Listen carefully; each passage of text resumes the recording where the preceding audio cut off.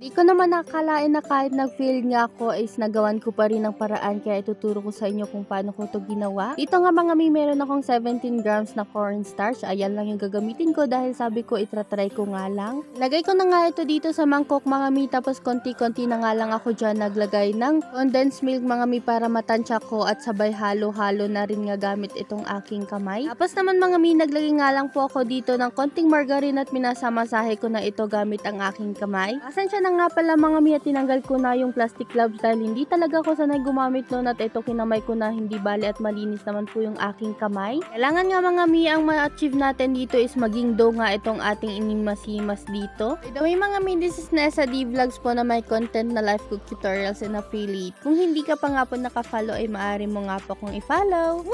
Hindi ko alam kung anong size na panukat na ito mga mi, pero ito po yung ginamit ko para nga maging bilog-bilog itong ating gagawin. Ito pa lang hindi ko alam kung mag-workout nga ba ito mga mi dahil medyo sticky nga siya. Painita nga ako dito sa kawalan mga mi, at ito nga po para nga po magkaroon ng design kako is ginamitan ko nga ito ng tinidor. Panood ko to mga mi at ginaya ko lang talaga, pero po nag-failed. Promises ako dito dahil po yung ginamitan ko ng tinidor.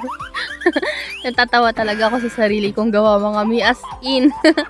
Pagkatapos po niyan nag-failed. Ayan, hinalo-halo ko na nga lang. Promises. Nga lang din ako nag-fail sa ginawa ko mga mi, kaya naman para hindi ito masayang ito at tuluyan ko na lang itong niluto at ganito ko na lang nga hanggang magsama-sama sila. Sabi ko mga mi, ginawa ko na to, kaya naman magagawan ko ito ng paraan. Comment mo naman kung tagasan ka nang sa ganun may shoutout ko nga po sa next vlog natin. Woo! Nung alam ko nga po mga mi na okay na siya at luto na siya at ilalagay ko siya dito sa aking mangkok.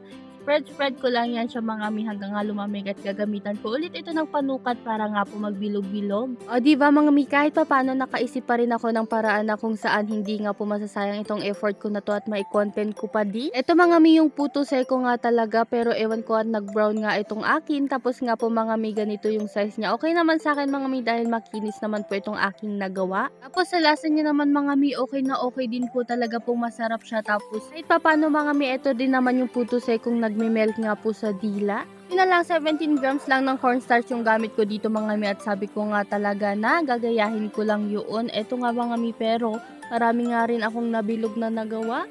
Ng failed puto seko. Ito yung nagawa ko.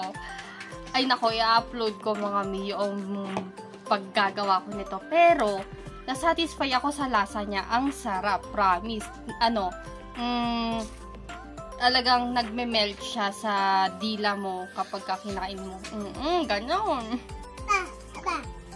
Ang sarap niya. 3 ingredients lang to.